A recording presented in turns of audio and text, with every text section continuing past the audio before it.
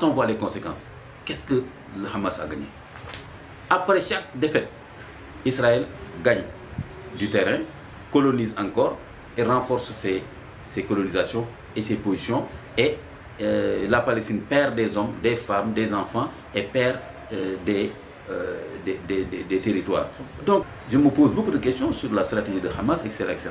Comment les Arabes en sont arrivés à ce recul du soutien à la cause palestinienne. Ce qui fait qu'aujourd'hui, je crois qu'aujourd'hui, aucun pays arabe ne veut d'une guerre contre Israël. On a vu regarder la Syrie. Est-ce que vous savez qu'il y a des bataillons israéliens à 30 km de Damas? Après la chute de Bachar al-Assad. Voilà. Qui a organisé tout ça? Comment les Israéliens savaient? Ils savaient que ce pouvoir va chuter.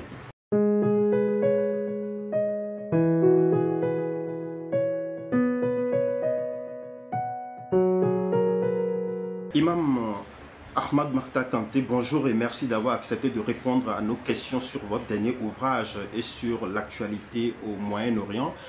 Vous êtes écrivain, essayiste et conférencier, ancien imam de la mosquée de l'université Cheikh Anta Diop de Dakar. Vous vous illustrez également sur des questions d'environnement et d'économie sociale et solidaire.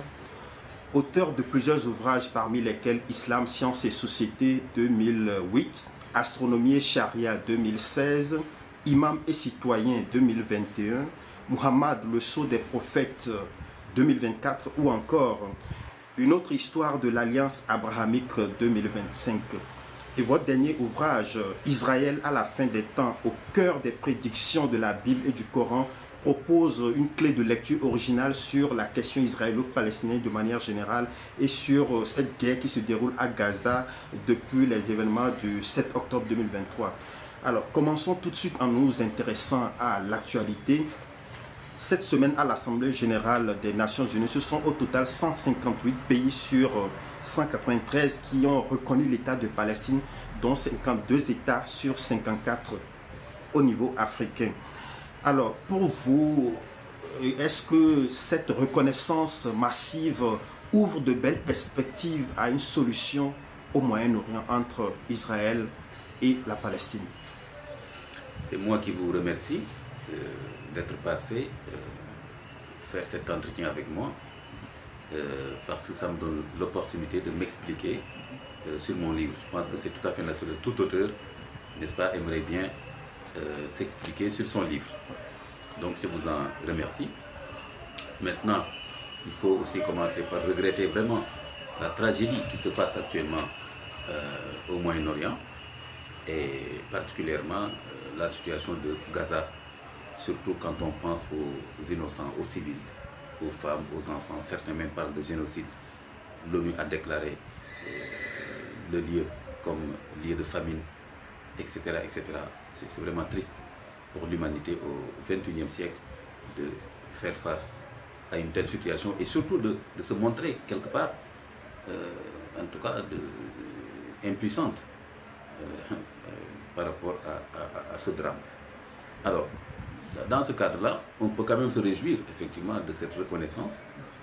On peut dire de ce rajout, c'est-à-dire qu'un certain nombre d'États, et particulièrement des États européens, occidentaux, n'est-ce pas, qui en général, n'est-ce pas, sont assez frileux sur la question et qui en général soutiennent plus ou moins l'État d'Israël, n'est-ce pas, en considérant qu'il a droit à l'existence et à la sécurité, etc., etc. Donc si cette fois-ci, on voit particulièrement le président français Macron, n'est-ce pas, reconnaître la Palestine et on voit qu'il est suivi par d'autres pays et aussi l'Angleterre, peut-être qu'on y reviendra, c'est l'Angleterre qui a permis, n'est-ce pas, avec la déclaration de Balfour en 1917, qui a autorisé l'installation des premières communautés, n'est-ce pas, juives, n'est-ce pas, sous l'intitulé de foyer national juif en 1917.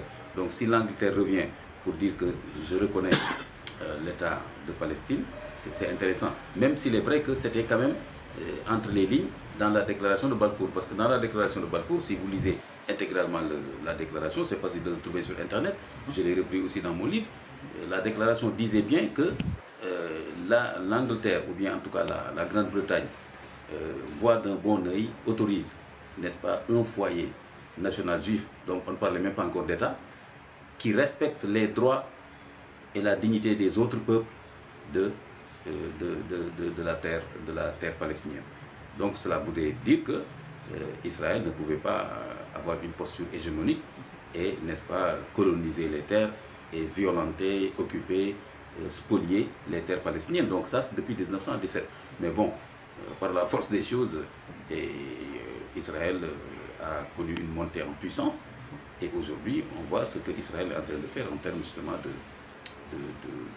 d'occupation, de spoliation et même de tentative d'annuler la possibilité de l'existence de l'État de Palestine. Donc, on ne peut qu'approuver cette reconnaissance sur le plan éthique, sur le plan moral et sur le plan même respect du droit international, parce que depuis le plan de partage en 1947 voté par l'ONU, il était prévu 2 États.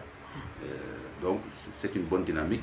Maintenant, comme vous le savez, entre les déclarations et ce qu'il faut mettre en place, c'est-à-dire la mise en œuvre des leviers et des moyens qu'il faut mettre en place pour que effectivement l'État palestinien soit, n'est-ce pas, une réalité, et que, n'est-ce pas, il soit un État comme tous les autres avec toutes les prérogatives d'un État, n'est-ce pas, moderne, on verra ce que cela va donner. Alors, je rappelais qu'à l'exception de l'Érythrée et du Cameroun, presque tous les pays africains ont soutenu la Palestine. Est-ce que quelque part ce soutien presque unanime du peuple africain à la cause palestinienne fait quelque part écho aux luttes d'indépendance que les pays africains eux aussi ont connues? Oui, mais effectivement, je pense que les luttes de libération parlent toujours, n'est-ce pas, à la conscience des peuples africains qui ont connu l'esclavage, la traite négrière, qui ont connu la domination coloniale avec toutes les humiliations et, n'est-ce pas, toutes les dégradations, n'est-ce pas, y associées. Donc effectivement, cette lutte du peuple palestinien parle à la conscience, n'est-ce pas, africaine. Et surtout aussi, il faut noter que Israël a toujours eu une position pour le moins mitigée, mais même quelque part on peut dire pour le plus une position de soutien à l'apartheid. En Afrique du Sud. En Afrique du Sud, ouais.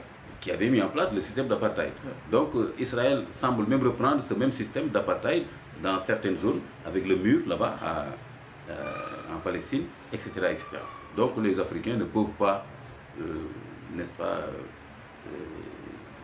comprendre, ou bien ne peuvent pas ne pas comprendre et soutenir, n'est-ce pas, la lutte du peuple palestinien. Et on sait par exemple que si on prend le cas du Sénégal, Yasser Arafat disposait d'un passeport diplomatique sénégalais. Et donc les pays africains, de façon générale, ont toujours soutenu effectivement cette lutte du peuple palestinien. Oui, et le même Yasser Arafat en 1988, c'était en Alger, sur le sol africain, qu'il avait, n'est-ce pas, il était alors le chef de l'organisation de l'autorité palestinienne, oui, avait déclaré l'indépendance de la Palestine alors qu'il était en exil. Oui. Oui. Voilà, donc l'Afrique a pris sa place, vraiment une place honorable, une place qui l'honore dans le soutien, n'est-ce pas, de la lutte du peuple palestinien. On sait que Nelson Mandela a fait ses armes en Algérie avant de revenir, avant de renoncer après à la lutte armée, etc., etc. Donc il y a toujours eu implication, il y a toujours eu solidarité, soutien mutuel. Et il y a beaucoup d'autres conflits en Afrique où on voit bien, n'est-ce pas, que ce qu'on appelle les populations arabes au nord, le Maghreb, a soutenu des luttes de libération au sud avec les pays africains noirs, entre guillemets, et vice-versa. Donc, effectivement, ce n'est pas du tout étonnant. C'est dans l'ordre naturel de cette lutte, on peut dire, mondiale contre la domination, n'est-ce pas, que les Africains devraient normalement, effectivement, soutenir la cause palestinienne. C'est le contraire qui serait surprenant. Oui, et justement, au plus fort de cette guerre, je pense que l'Afrique du Sud est le premier pays à avoir pris le leadership de saisir la CPI contre les atrocités et contre le Premier ministre Benjamin Netanyahou. Là où les pays arabes ne l'ont pas fait. Voilà. Oui, voilà. Donc là où les pays arabes non seulement était frileux, mais même plus grave, était en train de signer des accords de normalisation, entre guillemets, avec Israël. Ouais. C'est en ce moment-là que l'Afrique du Sud a proposé, effectivement. Donc, ça montre bien que c'est ce que j'ai appelé, d'ailleurs, dans des entretiens et dans mon livre aussi, c'est ce que j'ai appelé le déclin ou bien le recul de la cause palestinienne au sein des pays arabo-musulmans. Justement, on se pose la question de leur réel soutien. Est-ce que le peuple arabe a vraiment soutenu la Palestine le long de cette lutte contre la colonisation, contre l'oppression? Oui, quand même, il faut leur rendre justice. Maintenant, quand même, il faut regarder objectivement qu'il y a un déclin de ce soutien-là depuis quelques années. Mais depuis que, et même avant, quelques années avant, la déclaration d'indépendance de l'État d'Israël prononcée par Ben Gurion en 1948, même avant 1948, vous pouvez vérifier facilement, il y a plein de vidéos sur Internet, etc. Il y avait tout le temps des escarmouches, n'est-ce pas, entre les populations arabes. En ce temps-là, on ne parlait même pas de population palestinienne, on ne parlait même pas de peuple palestinien, des populations arabes qui habitaient, n'est-ce pas, en Palestine. Donc il y avait tout le temps des affrontements, etc., etc., depuis que le général Allenby avait pris Jérusalem donc, et a donc défait la domination ottomane sur cette région, une domination ottomane de 4 siècles. Il ne faut pas oublier que c'est l'Empire ottoman qui dominait cette région-là depuis 1517. Donc de 1517 à 1917, d'ailleurs c'est bizarre, ça tombe 17, hein, 1517 à 1917, c'est l'Empire ottoman qui dominait et qui contrôlait politiquement cette région. Donc c'est en 1917 que le général Allenby, avec les troupes britanniques, vient, et avec des troupes françaises aussi, vient prendre, n'est-ce pas, Jérusalem. Donc c'est ça qui rend possible, et d'ailleurs quelques mois juste après la déclaration de Balfour. Donc Balfour avait stratégiquement, il avait déjà des informations lui montrant que prendre Jérusalem, c'est une question de quelques mois. C'est pourquoi il a fait une déclaration disant que nous autorisons, n'est-ce pas, un foyer national juif en Palestine. Donc, depuis 1917, hein, eh bien, les Arabes n'ont pas accepté que Israël peuple. Donc, il y avait donc des vagues d'immigration, de peuplement, hein, n'est-ce pas, de communautés juives venant surtout de l'Europe de l'Est, de la Russie, de la Pologne, etc. Donc, il y a toujours eu des affrontements. Maintenant, en 1948, quand Ben Gurion a déclaré l'indépendance de l'État d'Israël, c'est suite au plan de partage de 1947 que les pays arabes ont refusé.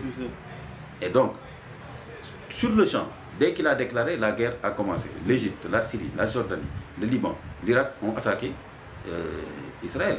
Donc les pays arabes n'ont jamais, n'est-ce pas, accepté même l'existence même de l'État d'Israël. Il y a eu ce qu'on peut appeler les 4 grandes guerres des pays arabes contre Israël, même si Israël s'en est toujours sorti.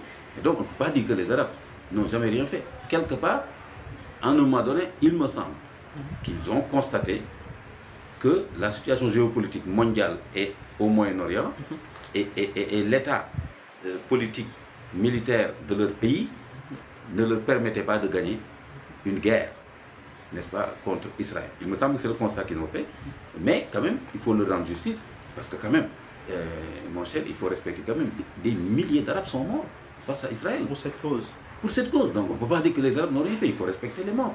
Je vous dis que rien que pour la guerre de 1967, suite à laquelle Nasser a démissionné, alors qu'il était au top de sa popularité, alors qu'il a démissionné en pleurs à la radio en faisant une déclaration, c'est des milliers d'Égyptiens qui ont perdu la vue en quelques jours. On l'appelle la guerre des 6 jours, où l'armée israélienne a bombardé tous les avions égyptiens en quelques heures, entre 8h et 9h du matin.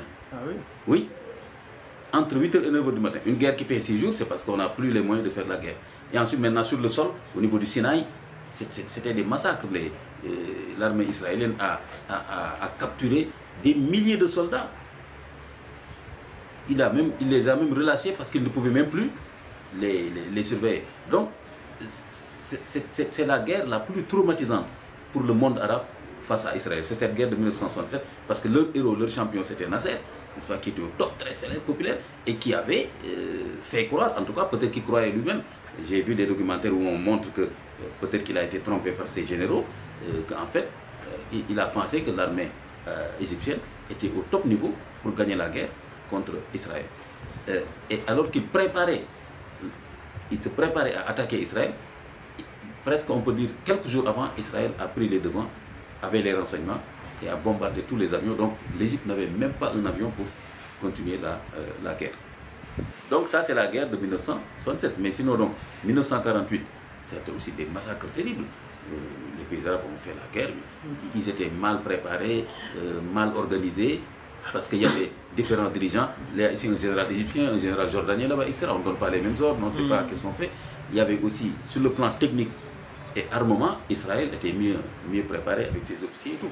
Donc, il y a la guerre de 1948, il y a la guerre de 1957, hein? Il y a la guerre de 1967, et il y a la guerre de 1973 avec l'embargo sur le pétrole. Ils ont essayé l'embargo sur le pétrole. Oui, ça a créé beaucoup de problèmes au monde entier. Donc, les Arabes ont fait tout ça. Maintenant, après, ils se sont rendus compte que c'était difficile. Ensuite, la création de l'OLP a posé aussi des problèmes. Parce que l'OLP, comme Organisation de la Libération de la Palestine, créée en 1964, est une organisation, on peut dire, laïque, qui veut un État laïque moderne. En Palestine. En Palestine. Alors qu'en face, il y avait des courants religieux qui disaient non, le problème en Palestine, c'est un problème religieux. C'est un problème entre les Juifs et les musulmans. Ce n'est pas un problème entre les Juifs et les Arabes, etc. Et donc, c'est justement pour contrer l'OLP que le roi Faisal a créé l'organisation de la conférence islamique en 1967. Pour dire non, il faut faire de cette question une question islamique.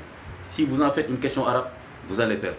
Donc après, maintenant, il y a eu beaucoup de malentendus entre l'OLP, certains pays arabes, les courants laïcs arabes, les courants pan-islamistes, etc., etc.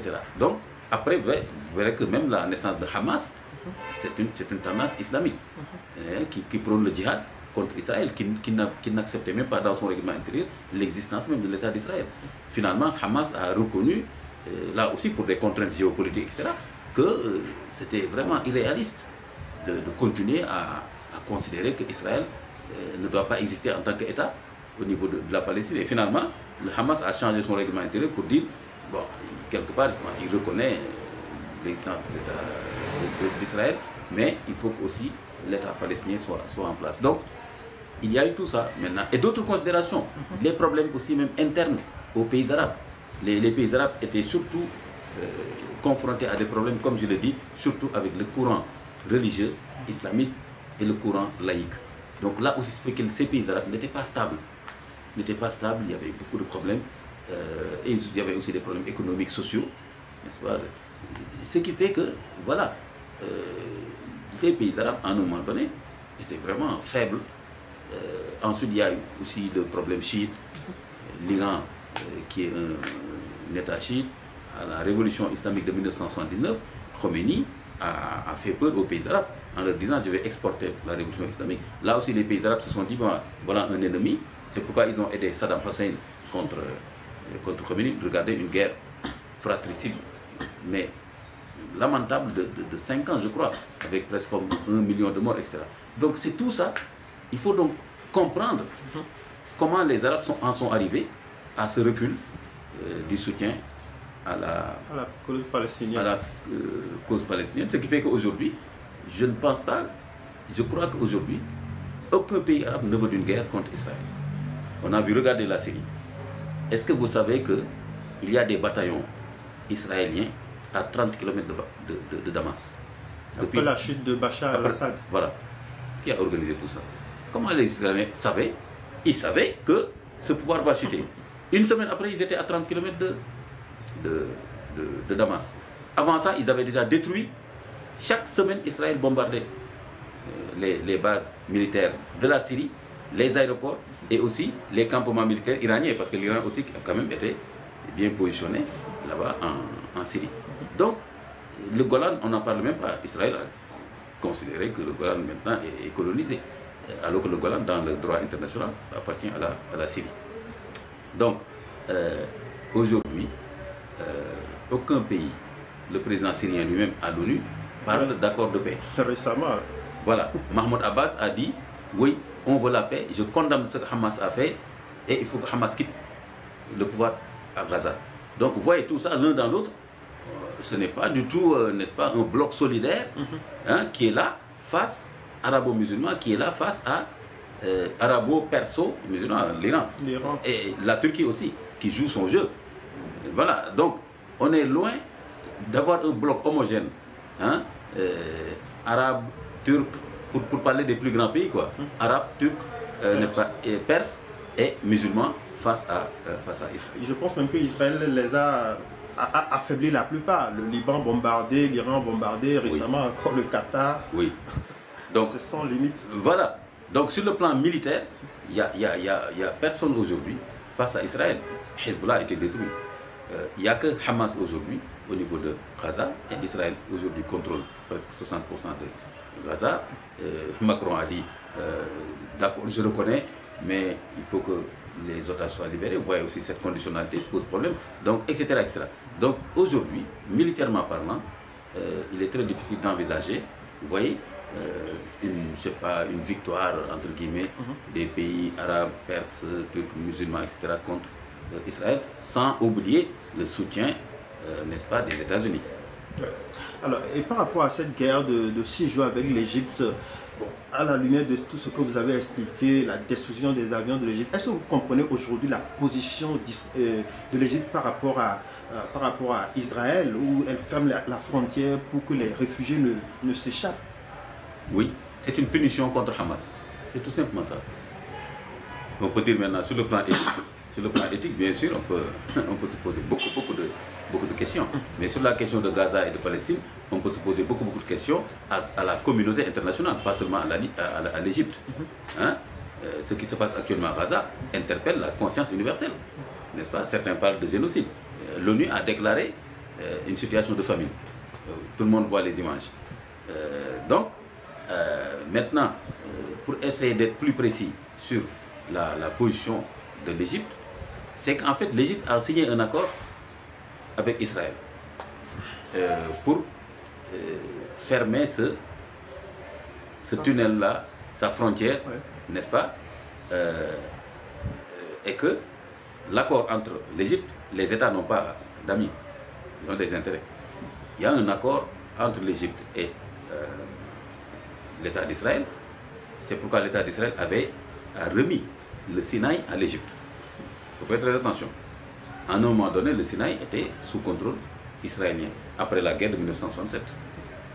C'est pour reprendre le Sinaï que l'Égypte et la Jordanie ont fait une guerre surprise en 1973 et qu'ils ont encore perdu. Donc jusqu'en 1973 encore, le Sinaï était sous contrôle israélien. Mais après l'intervention des Russes et des Américains, etc., il y a eu cessez-le-feu. Israël a dit, bon, je restitue le Sinaï à l'Égypte, à condition justement que l'Égypte ne laisse pas passer de son côté des forces qui viennent me combattre. Donc ça se comprend sur le plan international et sur le plan des accords. Maintenant, sur le plan éthique et moral, c'est une catastrophe. Et ça, c'est une première chose. Deuxième chose, donc, laisser les gens passer, même si c'est des populations civiles, ça devrait être permis parce que quand même, l'éthique internationale, la loi même de guerre et tout, les civils, les innocents, humanitaires, etc. Maintenant, Israël dit à l'Égypte, mais non, les gens qui passent, ce n'est pas forcément des civils, c'est des gens armés par le Hamas, etc., etc. Donc, vous voyez, ça complique la chose. L'autre chose, c'est que l'Égypte en veut à mort au Hamas. Parce qu'en fait, le Hamas est une branche. Sur le plan doctrinal, c'est une branche des frères musulmans. Qui sont originaires d'Égypte? Oui. Qui sont non seulement originaires d'Égypte, mais qui ont été au pouvoir il y a quelques années, après beaucoup de problèmes, des morts, etc. Il y a eu des élections. Après les printemps arabes, là. Voilà. Donc voilà, l'Égypte venait de cela, et les frères musulmans ont accédé au pouvoir avec le président Morsi, qui est mort en prison, qui a été arrêté et fait emprisonner, jugé plus ou moins. Il est mort en prison par le général actuel, Al-Sisi. Donc, est-ce que vous savez, depuis lors, les frères musulmans, qui étaient un parti islamique, islamiste entre guillemets, un parti en tout cas d'obédience, d'inspiration islamique, qui était donc un parti légal, qui a fait les élections, qui a gagné. Donc, quand Al-Sisi a renversé le pouvoir, ils ont déclaré le parti des frères musulmans, n'est-ce pas, un parti, n'est-ce pas, interdit en Égypte et un parti inscrit sur la liste des partis terroristes. Donc tous les pays arabes considèrent que le Hamas est un parti terroriste. C'est pourquoi Mahmoud Abbas, ce qu'il a dit, il sait bien ce qu'il a dit. Il sait que ce qu'il a dit, c'est quelque chose qui est partagé par les pays arabes. Et effectivement, tous les pays arabes actuels, les Émirats arabes, ceux qui ont fait l'accord d'Abraham avec Trump, oui. Le Maroc, l'Arabie Saoudite était en train de faire un accord. C'est en ce moment, je me dis donc qu'il y a une corrélation, c'est en ce moment qu'il y a eu l'attaque de 2023. C'est quand le prince Ben Slimane a dit, une semaine avant une réunion à l'ONU, que nous sommes presque arrivés à un accord avec Israël, un accord qui va stabiliser la sous-région, etc., etc. C'est une semaine après, donc on pensait qu'il allait le dire à l'ONU, que le Hamas a fait l'attaque de 2023. J'en discutais avec des gens et qui m'ont dit c'était presque le truc le baroud d'honneur, comme on dit, du Hamas. Hamas s'était dit, si je ne lance pas une attaque en 2023, une semaine avant la déclaration de l'Arabie Saoudite, si l'Arabie Saoudite trouve un accord avec Israël, ça n'est fini pour la lutte d'indépendance. Voilà. Et je pense que cette hypothèse, elle est très très crédible. Parce que j'ai beaucoup réfléchi par la suite sur le choix de cette attaque. Parce que quand on voit les conséquences, qu'est-ce que le Hamas a gagné? Après chaque défaite, Israël gagne du terrain, colonise encore et renforce ses colonisations et ses positions. Et la Palestine perd des hommes, des femmes, des enfants et perd des territoires. Donc, finalement, mon cher, je me pose beaucoup de questions sur la stratégie de Hamas, etc. etc. Mais au moment où je vous parle, même les dirigeants du Hamas ont du mal à se cacher dans un pays arabe. Donc, il y a un problème. Aucun pays arabe actuellement ne veut entendre parler du Hamas. Tous les pays arabes ont dit le plan de Trump. On n'est pas tellement d'accord sur le fait de transformer Gaza en ville paisible, etc. Mais quand même, Hamas doit quitter le pouvoir. Là, c'est un consensus des pays arabes. Donc, ça complique encore la question. Donc, pour Mahmoud Abbas et les pays arabes, il faut régler le problème d'un point de vue diplomatique et politique. Et donc, ça isole le Hamas. Et donc, maintenant, on va voir comment ça peut être mis en place, parce que cette solution à deux États, je pense qu'il faut questionner, est-ce que c'est vraiment une solution? Est-ce que c'est une solution durable, en tout cas? Bon, alors, Imam Ahmad Makhtar Kanté, une dernière question avant que nous n'entrions dans votre ouvrage. Alors, depuis les attaques du 7 octobre 2023, justement, un peu partout dans le monde, notamment dans le monde occidental, on se rend compte que les Juifs sont attaqués. C'est tout comme si chaque Juif était membre du gouvernement Benjamin Netanyahou qui a engagé cette guerre contre la Palestine. Est-ce que vous comprenez ces attaques-là des Juifs? Bien oui. C'était prévisible. Parce que tout simplement, la violence des actions que mène Netanyahou et son gouvernement, vraiment, il est impitoyable, Netanyahou. Et regardez quelqu'un qui est capable de tuer à distance, par exemple, les généraux d'une armée, par exemple, c'est le cas de l'Iran, de tuer le chef de Hezbollah à partir des téléphones qu'il détenait, etc., etc., de bombarder partout où il veut, et dernièrement, de bombarder la capitale, Qatar, alors que Qatar est un médiateur, tout simplement pour tuer 3 ou 4 personnes, même si d'autres personnes meurent, etc. Voilà Netanyahou, donc c'est quelqu'un qui est impitoyable et qui donne une très mauvaise image du juif. Donc c'est le juif guerrier, le juif qui est capable de tuer, comme s'ils avaient oublié le 3e ou peut-être 4e commandement des 10 commandements. Au Sinaï, tu ne tueras point. Mais Netanyahou va te dire que non, c'est la légitime défense, c'est pour la sécurité d'Israël, etc. Donc, tout cela fait que déjà les gens se rendaient compte que Israël était en train de mettre en place des stratégies de domination, d'occupation, d'humiliation des Palestiniens depuis 70 ans, n'est-ce pas? Et donc maintenant, ce qui se passe à Gaza, Gaza a toujours été un camp à ciel ouvert, comment on dit ça, une prison à ciel ouvert de 1 500 000 personnes. Vous savez, Gaza vit sous perfusion européenne, les gens peut-être ne le savent pas. Les fonctionnaires, aussi bien de Gaza que de la Cisjordanie, les fonctionnaires, les établissements publics, hein, sont payés par des fonds de l'Union européenne et par aussi des fonds arabes. Ça aussi les gens l'oublient. Donc c'est vraiment le peuple palestinien, un peuple très vulnérable, très fragile face à Israël. Donc même quand on parle de guerre, ce n'est pas un terme approprié. Hamas c'est une milice. On va parler de guerre, ce n'est pas un État qui fait une guerre contre l'État d'Israël. Israël a gagné 4 guerres contre les pays arabes. Donc comment il ne peut pas gagner une guerre contre Hamas? Donc voilà comment se pose le problème. Donc maintenant, ce caractère impitoyable, injuste, n'est-ce pas, et dramatique de ce qui se passe là-bas contre le peuple palestinien interpelle toute conscience humaine, n'est-ce pas? Tout le monde s'en offusque. Et donc de plus en plus, avec le travail des chercheurs, des journalistes, n'est-ce pas, et des associations en Europe qui sont très puissantes en termes d'interpellation de leur pouvoir politique, les gens commencent à se rendre compte quand même que ça fait trop et que Netanyahou est en train, surtout Netanyahou, mais avant lui aussi les autres gouvernants israéliens, est en train quand même de franchir quand même les limites de l'éthiquement, n'est-ce pas, tolérable. Donc maintenant, il y a maintenant bien sûr, les Palestiniens aussi ont leurs partisans dans le monde, on les soutient. Que ce soit des Arabes ou bien des Palestiniens qui sont dans la diaspora, que ce soit même des Européens ou d'autres, en Amérique latine, par exemple, Venezuela, il y a des pays qui sont marqués par l'histoire de la domination, qui en veulent à l'impérialisme occidental, etc., etc., et qui donc aussi ont fait ce travail de conscientisation, ce qui fait qu'aujourd'hui, malheureusement, un citoyen, en tout cas un juif, et surtout qu'en général, ils se distinguent des fois dans leur habillement, dans leur vie en communauté, etc., les gens considèrent, et quand même ce n'est pas normal, mais ils considèrent, ils font une confusion entre l'État d'Israël et le juif.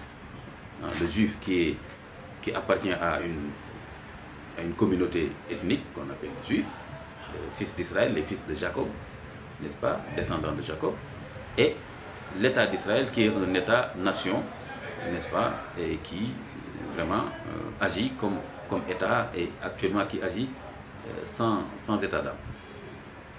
Mais pour terminer juste cette question-là, des rabbins avaient averti les promoteurs, les initiateurs du sionisme mondial qu'ils étaient en train d'exposer tout juif dans le monde s'il parvenait à créer un État israélien en Palestine. C'est pour cela que quand Theodor Herzl a voulu organiser le premier congrès du sionisme mondial à Berlin, ce sont des rabbins de Berlin qui ont demandé au pouvoir allemand de l'empêcher. C'est à cause de ça qu'il l'a organisé à Bâle en Suisse en 1890. Ils lui ont dit, ce que tu vas faire, c'est interdit par la Torah, on va y revenir peut-être, c'est interdit par la Torah, et ensuite ça va exposer tout juif dans le monde. Très bien.